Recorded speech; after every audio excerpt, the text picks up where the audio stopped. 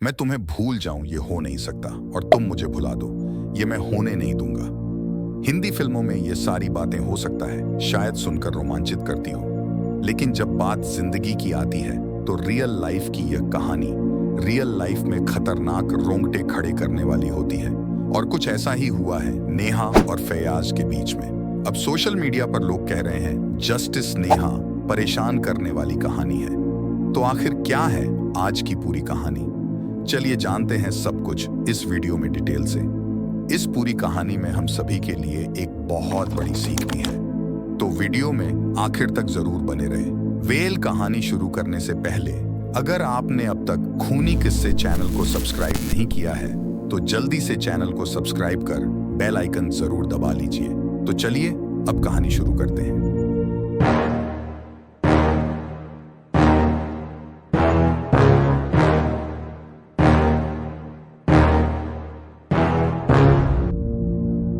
नेहा और फैयाज साथ साथ पढ़ते थे। फैयाज ने दोस्ती से आगे जाकर नेहा को प्रपोज कर दिया। नेहा ने कहा कि मैं तो तुम्हें दोस्त मानती थी। उसने कहा नहीं, तुम दोस्त नहीं थी, मुझे तुम प्यार करती थी, मुझे लगता था तुम प्यार करती हो। नेहा ने प्यार से इनकार किया, फैयाज से दूरी बनाई। फैयाज बार बार जाकर प्रपोज करता रहा। नेहा को समझ नहीं आया तो घर वालों से शिकायत की। नेहा के घर वालों ने भी जाकर फैयाज को समझाया, लेकिन फिर फैयाज ने जो कुछ किया वो हैरान करने वाला था।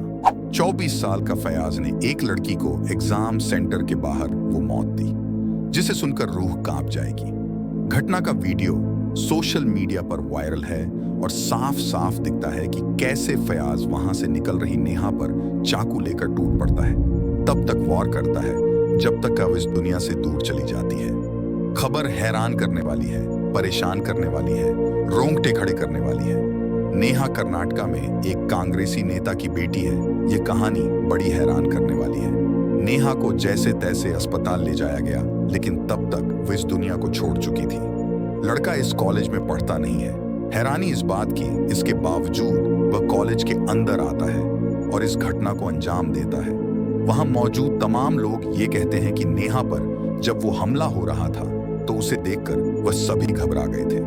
फैयाज ने कैंपस से भागने की कोशिश की, लेकिन 1 घंटे के अंदर ही उसे कैंपस के छात्रों और कर्मचारियों ने पकड़ लिया। बाद में पुलिस को सौंप दिया। लड़की जो है उसकी पहचान नेहा हिरेमठ के रूप में हुई है। नेहा कांग्रेस के पार्षद निरंजन रेमिट की बेटी थी। बताया जा रहा है कि लड़का फैयाज जो है वह बेलगावी जिले के सवादट्टी का रहने वाला है। पुलिस के मुताबिक नेहा 2-3 महीने कॉलेज नहीं जा पाई थी क्योंकि टाइफाइड से परेशान थी और फिर परीक्षा देने के लिए कॉलेज आई थी। परीक्षा के बाहर जब वह निकल रही थी तो वहां पहले से खड़े फैयाज ने उस पर हमला किया। उसकी पीठ, उसकी गर्दन पर तब तक वार किया जब तक खून से लटपट होकर वह गिर नहीं गई। कहा जाता है कि लड़का और लड़की एक साथ यूजी कोर्स की पढ़ाई करते थे। साथ पढ़ने के दौरान दोनों के बीच दोस्ती हो गई। दोस्ती को फैयाज ने प्यार समझ लिया था और इस प्यार में उसने वो किया जो अब रूह का पाने वाला है। नेहा ने बाद में उससे कहा कि मैं तुम्हारी सिर्फ दोस्त हूं, इससे आगे मत समझना। फैयाज इस बात को स्वीकार करने से इनकार कर रहा था। अब इस घटना को लेकर देश भर में अलग अलग जगह राजनीति और विरोध प्रदर्शन हो रहा है। कांग्रेस में सत्तारूढ़ कांग्रेस और बीजेपी के बीच आरोप प्रत्यारोप का दौर चल रहा है। कांग्रेस ने जहां इस घटना को 2 लोगों का निजी मसला बताया तो बीजेपी की तरफ से इसे लव जिहाद कहा गया है।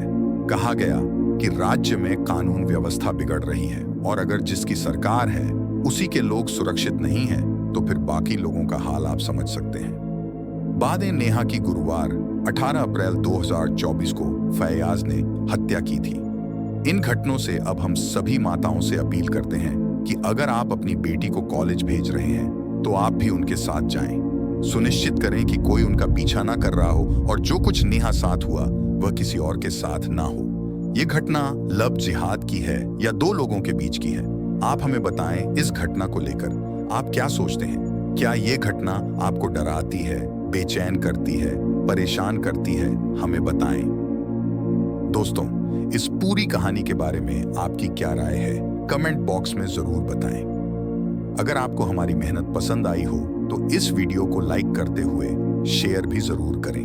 अगर आपने अब तक खूनी किस्से चैनल को सब्सक्राइब नहीं किया है तो जाने से पहले चैनल को जरूर सब्सक्राइब कर लें। लेटेस्ट वीडियो की जानकारी के लिए बेल आइकन दबाना ना भूलें। धन्यवाद। Enjoy your life, be safe.